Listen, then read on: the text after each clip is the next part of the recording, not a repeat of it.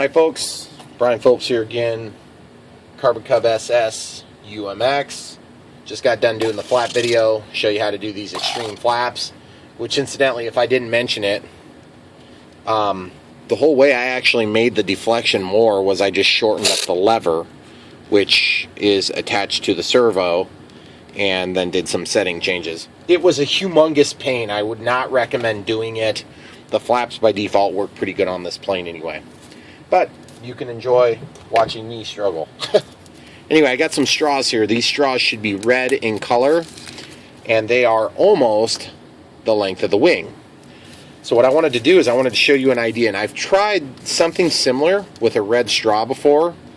I actually slit the straw and I taped it onto the leading edge to make a leading edge slat on this plane. It did not work well. I felt like it did slow the plane down a little bit, but it just ruined the flight characteristics in my opinion. So what I'm doing today is I have an idea for making some Vortex generators that are going to be small, and ideally you want a Vortex generator to be aligned with either your control surfaces or the whole length of the wing. Sorry about that, guys. And in my case, you can see that it's not quite the full length of the wing, so I'm going to probably favor it down here. So I have two methods I want to try to make this work. This happens to be a red straw, and just for testing purposes, I got some kids' scissors that have this little squiggly line on there, and that's because they're going to be able to cut this neat little pattern.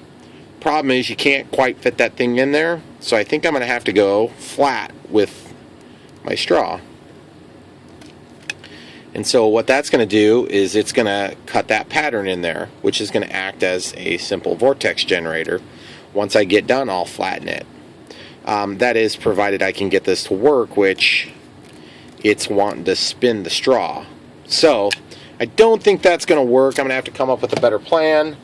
My alternative plan was to use a hole punch. The hole punch is not going to give me as small of a Vortex generator, but we're going to give this a shot too, and we'll see how that works out.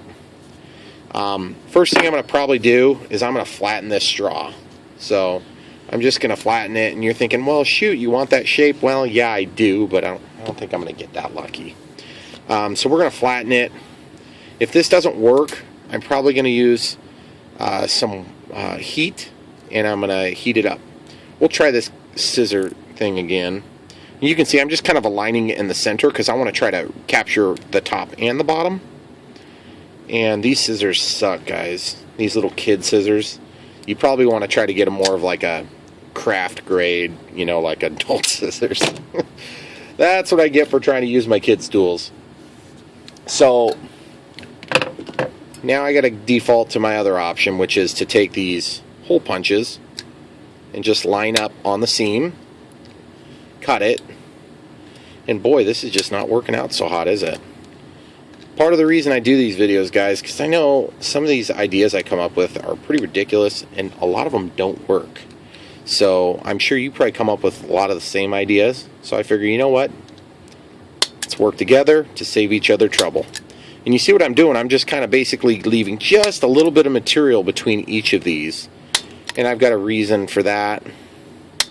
The whole idea behind a Vortex generator is that you're going to create, I like to think of it as like a little bit of a wind tunnel, where there's going to be a high volume of air that's being compressed into a smaller volume of air, or small volume, so that it increases its speed. And so what's going to happen is you create a vortex.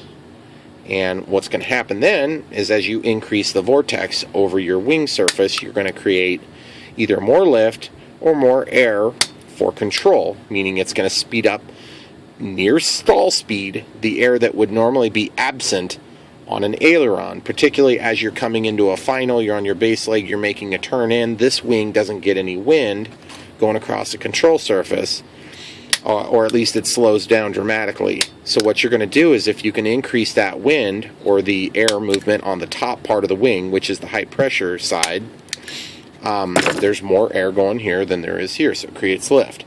Well, if you're making a sharp turn on final, and this wing is pivoting and thus not turning quite as quick as this wing, you're going to create a little bit less lift, and you could potentially actually crash because you're not going to be able to right the airplane. So anyway, of course, this is a lot of theory, but it's common stuff in aviation. So anyway, I'm just working my way down. We're going to see how this works. This doesn't need to be perfect, but perfect's always better than crappy. And you can see I'm just going right over the top of my crappy bite marks from earlier. And it looks like I'm not quite able to get that last little bit, so I'm just going to trim this square. So now I've got all these holes, and that kind of looks cool actually. And what I'm going to do is I'll probably end up just going ahead, yeah, this end kind of sucks, I'm just going to cut it off. Make a nice clean cut. So now what I'm going to do is, obviously I'm not just going to stick that down there. I want to take and cut this in half, and then that will actually give me a bunch of different little vortex generators. Ideally the vortex generator is going to be shaped like a V, and it's going to be protruding up from the wing. Well, I can't make a bunch of small pieces like that. I don't have a 3D printer or anything like that. So this was the next best idea I could come up with. Now I'm just going to go through and cut this right down the middle, and what this is going to do is when I unfold this, then you'll be able to kind of see my theory in action. Now this may or may not work. You know, vortex generators are not on every plane, and they probably won't work in every application, but my theory is I can then cut this one more time, and I can mount this either on the leading edge, or actually back at the edge of that red might be kind of nice. But that's my hope, is that I can take and turn this, flatten it back out, and cut along the seam, and then without doing any more manipulation to this plastic, that will act as a little vortex generator. So that's what I'm going to try, and I think it's going to potentially work. And probably just a couple of drips of CA, maybe some tape, and this thing will be pointed up just like that, and we'll do it on both sides. And we actually have quite a bit of length now that we had to cut this in half. So the other option is you could just take this whole piece and you could glue it down, but I think it's just going to create turbulence if you have those back to back like that. So the other thought I had was to actually take and fold these, or actually cut a vertical slice in them so that you could actually make that vortex generator shape. I think we're probably splitting hairs at this point anyway, but I just want to see how it works, if it's going to do anything, if it's going to positively impact the flight characteristics. So I'm going to pause it, I'll show you what it looks like, and then you guys can make your decision when you see the thing fly. And if I crash, the only rule is, well, there's no rules, you can laugh all you want because you're on the other side of the camera. Okay, so we're going to just cut this thing down the middle.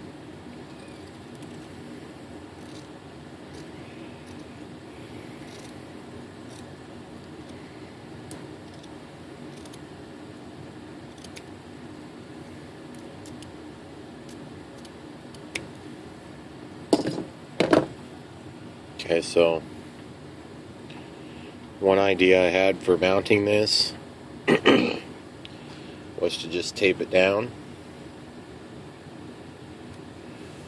The other option I had was to kind of put some CA.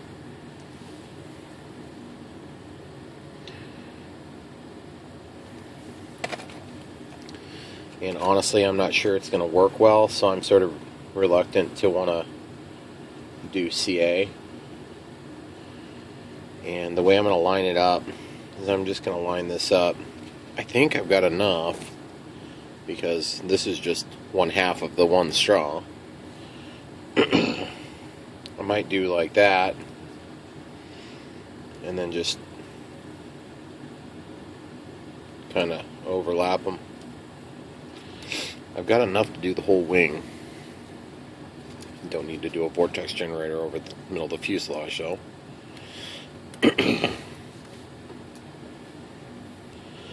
Okay, so guys, I've been thinking about this, and I'm concerned that if I do this right now, if I tape it on right now, since I'm not able to fly right now, that it's going to be difficult to tell if I have an improvement.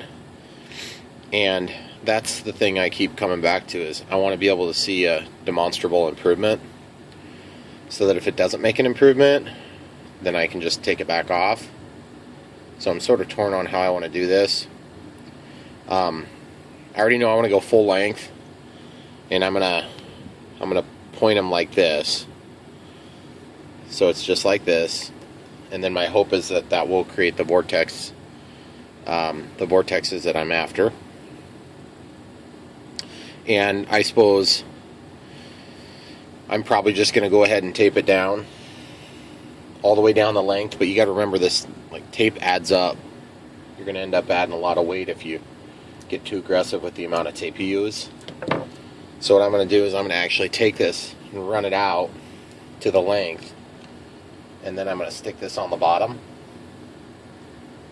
I'm just going to fasten it on one side.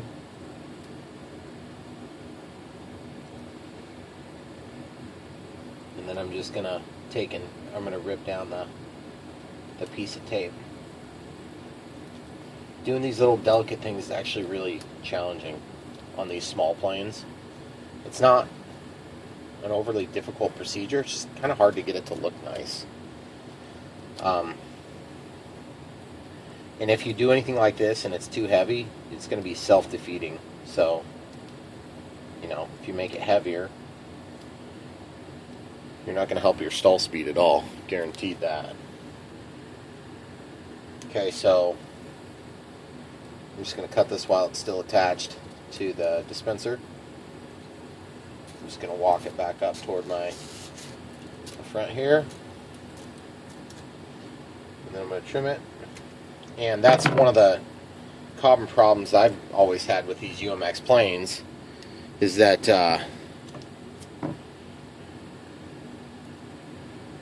the paint will get all screwed up when you do this if you're not careful. Because when I go to peel this off, if this doesn't work, then it's gonna be ugly. God dang it. So what I'm gonna do is I'm just gonna try to get that walked back under there. And guys, the coolest part for you as a viewer is you get to watch me struggle through this, and you don't actually have to do it to figure out if it's going to work, because I'm going to show you a flight video. And if it works like crap, then you can avoid having to do it to get the same effect.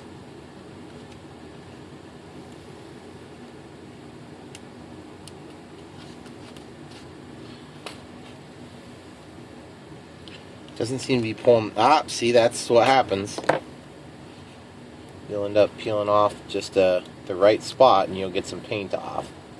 I actually have a red touch-up paint that works pretty awesome for this plane, but it's devil's in the details, you know. Luckily, this plane's been beat up pretty bad, so probably not that big a deal. You guys got the idea. I'm not going to sit here and pretend like this is a for sure thing, or if it's certainly not a perfect look, but I have to imagine that that's going to operate as a vortex generator. So I'm going to go ahead and get that through the whole length of the wing, and you guys don't have to watch the whole step, and I'll give you a shot of it when I'm done. Okay, so you guys can see I mounted that other side, and the biggest problem right now for me is just this is going to be a pretty critical spot, because as the air comes over the wing, especially with the full flap deployment, you're going to want to help prevent that wing from stalling. So I'm going to go ahead and cut one more piece up and just do this little section in between. We don't need one here. It's not going to be super critical. It probably wouldn't hurt to have it all the way across, but I don't want it to look dumb either. And to be honest with you, like I said, this plane's been crashed enough times that if you get too close, you'll notice it's all beat up.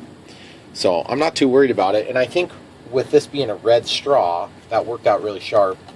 So we'll see how that goes. Alright, well guys, there you have it. We got the full length all the way up and down each wing. I'm hoping that they're symmetrical enough to still be effective. I don't know if symmetry is going to have a huge impact on this. Looks like this side here is just wanting to pop up just a little bit more than the other spots. And you'll notice I just obviously have the tape on the leading edge, which should be no problem. You know, if I end up losing a little bit of paint, if I have to touch this up, it's not the end of the world, guys. Like I said, this plane's seen better days. But just those little details, those are the things I get all excited about. And just think, between that and the extra flap deployment, I'm going somewhere with this all. I want to be able to take and use this plane for indoor flight. Sure, I could probably do it stock, but I want to really be able to push the envelope and make this thing fly slow.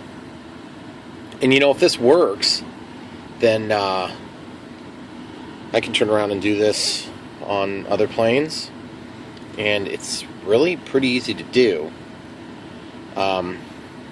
Big drawback though, guys, I think it's going to be hard to tell if it's making an adverse impact. So just have to wait and see. Get a flight video up here in the next couple of days if the weather permits. Thanks a lot for watching. Don't forget to like and subscribe.